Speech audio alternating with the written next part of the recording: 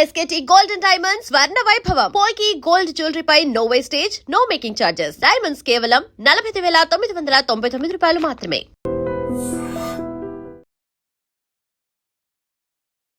ప్రస్తుతం నేను యశోద ఆసుపత్రి దగ్గర ఉన్నాను. యశోద ఆసుపత్రిలోనే నర్సంపేట మాజీ ఎమ్మెల్యే బీఆర్ఎస్ పార్టీ నాయకులు పెద్ది సుదర్శన్ రెడ్డికి చికిత్స కొనసాగుతోంది.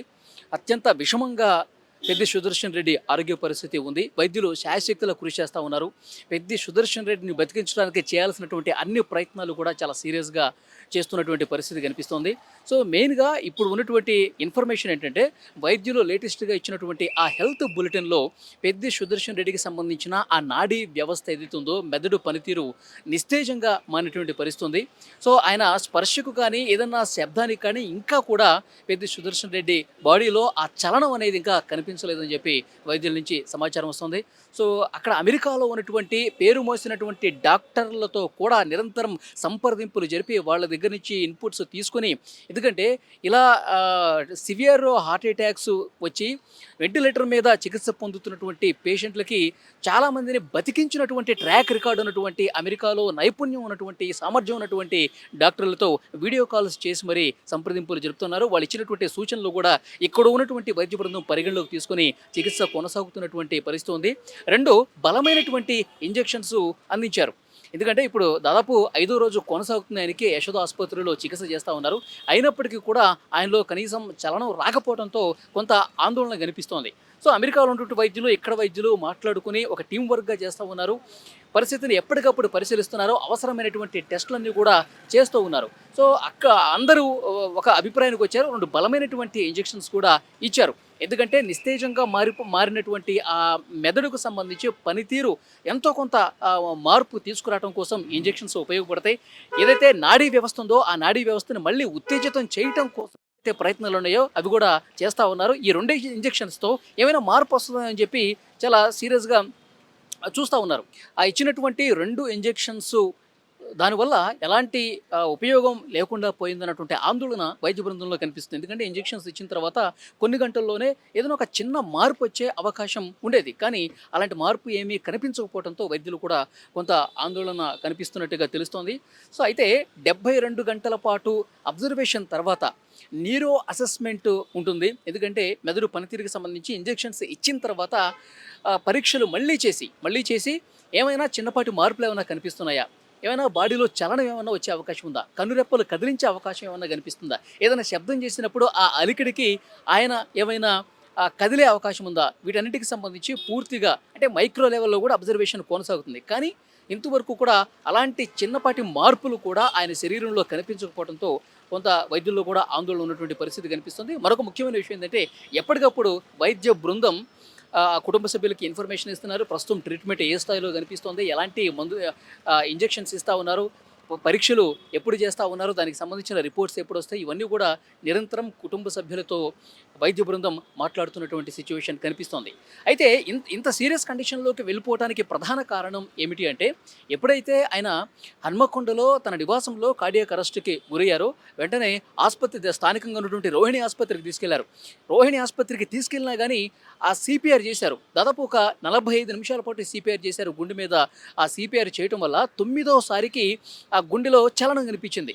సో అంటే దాదాపు 45 నుంచి గంట సేపు మెదడుకి ఆక్సిజన్ ఆగిపోయింది. గుండె ఆగిపోవటం చేత గుండెను కొట్టుకోవటం ప్రారంభించడానికి 1 గంట సమయం వరకు పట్టడం చేత ఆ గంట సేపు మెదడుకి ఆక్సిజన్ అందకపోవటం వల్ల మెదడు నిస్తేజంగా మారిపోయినటువంటి పరిస్థితి. ఆ గంట సమయంలోనే ఈ నాడీ వ్యవస్థ కూడా తీవ్ర ప్రభావానికి గురైందని చెప్తున్నారు.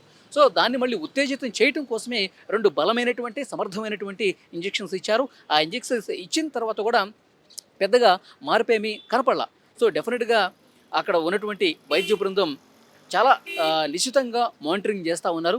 72 గంటల న్యూరో అసెస్మెంటు ఈ పరీక్షలు వచ్చిన తర్వాత దాని ఫలితాలు ఏ విధంగా ఉంటాయి, ఆ ఫలితాలను బట్టి నెక్స్ట్ ట్రీట్మెంట్ ఏ విధంగా చేయాలి, వీటన్నిటి మీద ఆలోచన చేస్తున్నట్టు పరిస్థితి కనిపిస్తోంది. మరోవైపు మాజీ ముఖ్యమంత్రి కేసీఆర్, అలాగే మాజీ మంత్రులు కేటీఆర్, హరీష్ రావు వీళ్ళు కూడా ఎప్పటికప్పుడు వైద్యులతో మాట్లాడుతున్నారు. అవసరమైతే అమెరికాలో ఉన్నటువంటి లండన్లో ఉన్నటువంటి పేరు వచ్చిన డాక్టర్లను కూడా ఎవరున్నా సరే ఇక్కడికి పిలిపించండి, అవసరాన్ని బట్టి ఇక్కడికి పిలిపించండి, ప్రతి ఒక్క రూపాయి కూడా పార్టీనే భరిస్తుంది. పెద్ది సుదర్శన్ రెడ్డిని బతికించేందుకు మీ శక్తి సామర్థ్యాలు అన్నీ కూడా అక్కడ మీరు ఈ పెద్ది సుదర్శన్ రెడ్డి ఆరోగ్యం మీద పెట్టి అతను బతికించండి అని చెప్పి మంత్రులందరూ కూడా కోరుతున్న పరిస్థితి కనిపిస్తోంది. సో వాళ్ళ ప్రయత్నం అయితే చేస్తున్నారు. చాలా సీరియస్గా వైద్య బృందం తమ ప్రయత్నాలు తాము చేస్తున్నప్పటికీ కూడా ఆందోళనకరమైనటువంటి విషయం ఏంటంటే ఎంత ప్రయత్నం చేసినా ఏం చేసినా అతనిలో ఇంకా చలనం అయితే రాలేదు. కొంచెం అన్నా చలనం వస్తుందని చెప్పి ఆ హోప్ పెట్టుకున్నారు. కొంచెమైనా 1% అయినా కొద్దిగైనా కదలిక వస్తే దానికి అనుగుణంగా మళ్ళీ వైద్యం స్టార్ట్ చేసే అవకాశం కనిపిస్తుంది. కానీ అలాంటి మార్పు మరి చూడాలి. ఈ సాయంత్రం వరకు ఇంకొక పరీక్షకు సంబంధించిన రిపోర్టు వస్తుందంటున్నారు. మరి ఆ రిపోర్ట్ వచ్చిన తర్వాత దానికి అనుగుణంగా ఇంకా ఏ విధంగా ట్రీట్మెంట్ చేయాలన్నది కూడా చూస్తున్నారు. ఇప్పటికీ కూడా వెంటిలేటర్ సాయంతోనే గుండె కావచ్చు, తర్వాత మిగతా అవయవాలన్నీ కూడా పనిచేస్తున్నటువంటి పరిస్థితి కనిపిస్తుంది. అంటే మిషన్ సాయంతో మనిషి ఇప్పుడు వెంటిలేటర్ మీద చికిత్స పొందుతున్నాడు. మిషన్ సాయంతో ప్రస్తుతం అన్ని అవయవాలు కూడా పనిచేస్తున్నటువంటి సిచ్యువేషన్ ఉంది. సో డెఫినెట్గా వైద్యులు అయితే తమ ప్రయత్నం తాము చేస్తూ ఉన్నారు. చాలా సీరియస్గా సిన్సియర్గా ప్రయత్నం చేస్తూ ఉన్నారు. ఇక్కడికి బీఆర్ఎస్ పార్టీకి సంబంధించిన నాయకులు, కార్యకర్తలు అందరూ కూడా వస్తున్నారు. కుటుంబానికి ధైర్యం చెప్తున్నటువంటి పరిస్థితి ఉంది.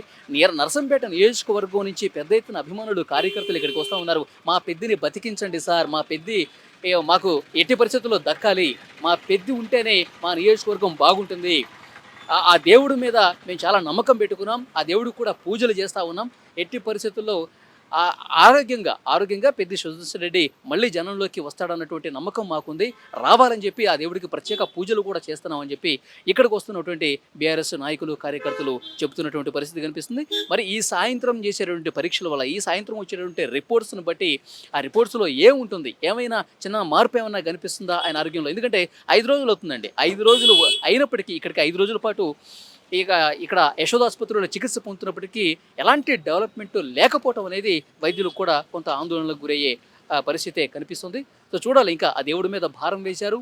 నర్సంపేట నియోజకవర్గ ప్రజల ఆశీస్సులు ఉంటే డెఫినెట్గా పెద్ది మళ్ళీ మన దగ్గరికి వస్తాడని చెప్పి మొన్న మాజీ ముఖ్యమంత్రి కేసీఆర్ కూడా చెప్పినటువంటి పరిస్థితి ఉంది. సో ప్రతి ఒక్క బీఆర్ఎస్ నాయకుడు కూడా కుటుంబానికి ధైర్యం చెప్తా ఉన్నాడు. వైద్యులతో నిరంతరం సంప్రదింపులు చేస్తున్నటువంటి పరిస్థితి కనిపిస్తుంది. సో ఇప్పటి వరకు ఉన్నటువంటి లేటెస్ట్ రిపోర్ట్ ఏంటంటే పెద్ది సుదర్శన్ రెడ్డి ఆరోగ్యం ఇంకా విషమంగానే ఉంది. వెంటిలేటర్ సాయంతోనే ఆయన చికిత్స పొందుతున్నారు. ఏమాత్రం కూడా తన ఆరోగ్యానికి సంబంధించి ఇంకా ఆ డెవలప్మెంట్ అనేది లేదని అర్థమవుతోంది.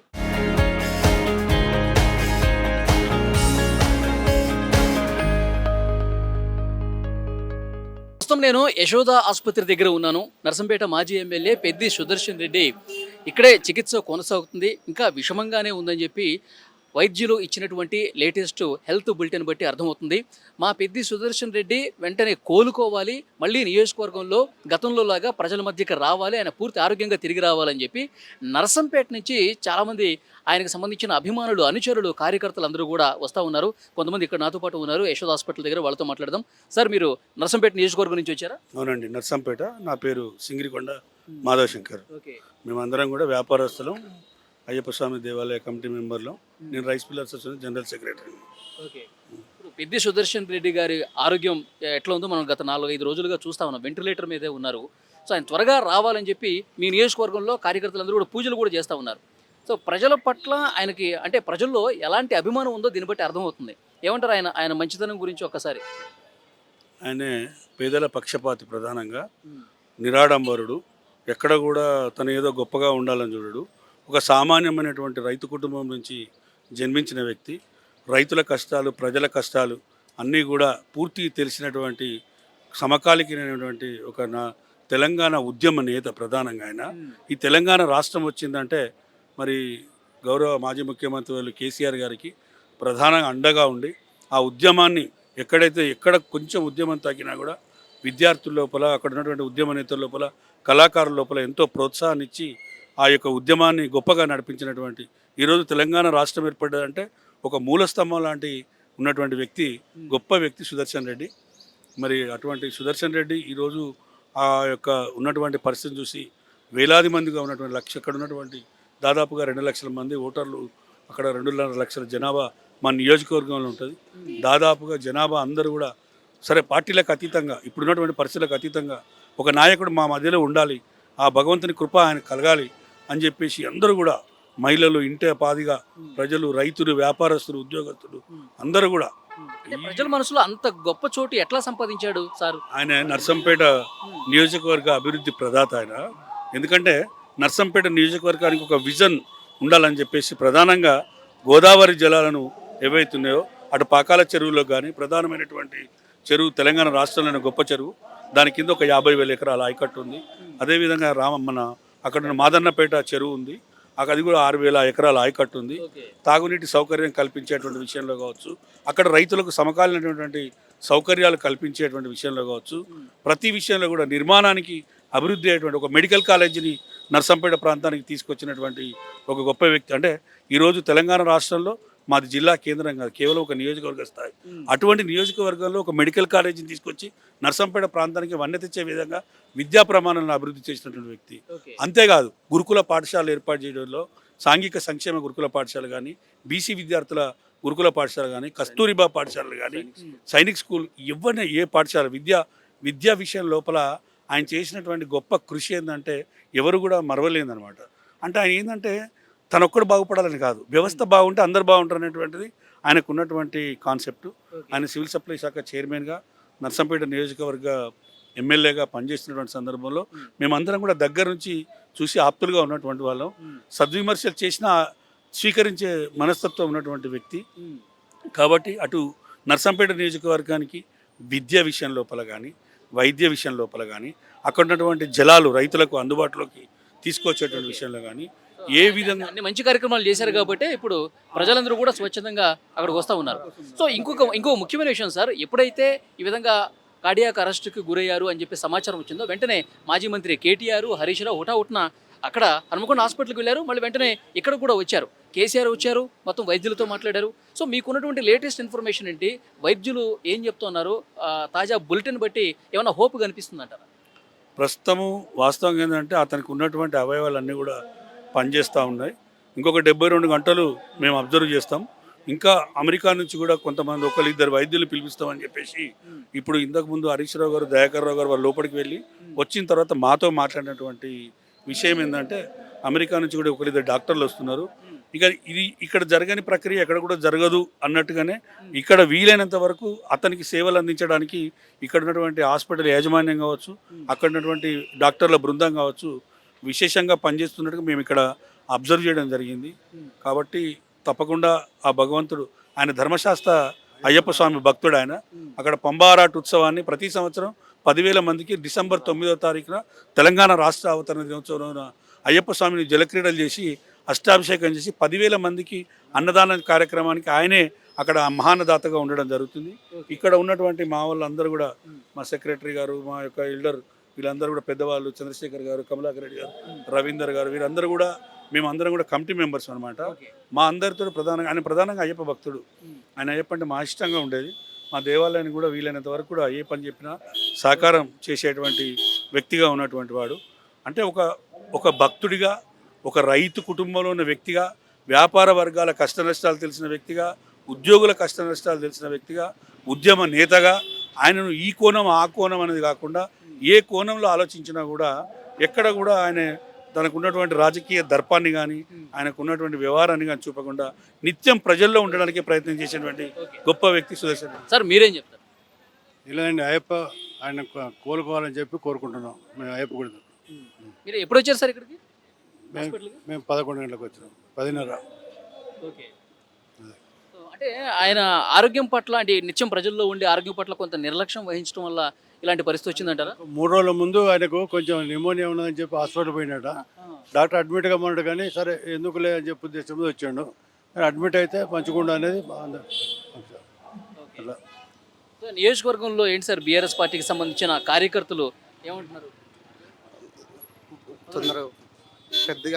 పెద్దన్నగారు తొందరగా కోలుకోవాలి, మళ్ళీ ప్రజల వద్దకు రావాలి, మళ్ళీ మంచి పరిపాలన అందించాలి అని లక్షల మంది ఎదురు చూస్తున్నాం పెద్దన్న కోసం. సో అది ఇక్కడ బీఆర్ఎస్ పార్టీకి సంబంధించిన నాయకులు, కార్యకర్తలు నర్సంపేట నుంచి వస్తూ ఉన్నారు. కొంతమంది ఎర్లీ మార్నింగ్ వచ్చారు, కొంతమంది 11 గంటలకి 12 గంటలకి ఇట్లా వస్తూనే ఉన్నారు. పెద్ది సుదర్శన్ రెడ్డి త్వరగా కోలుకోవాలి, అమెరికా నుంచి వచ్చైనా సరే డాక్టర్స్ పెద్ది సుదర్శన్ రెడ్డి ఆరోగ్యం మెరుగుపడాలి, ఏదో ఒక మిరాకిల్ జరగాలి, మిరాకిల్ జరిగి ఆయన మళ్ళీ ప్రజల్లోకి వెళ్ళి మంచి పాలన అందించాలని చెప్పి కోరుకుంటున్నారు. సో ఇవాళ 2 గంటల తర్వాత ఇంకొక హెల్త్ బులెటిన్ కూడా వస్తుంది. ఆ హెల్త్ బులెటిన్లో ఎలాంటి సమాచారం వస్తుందన్నది చూడాలి.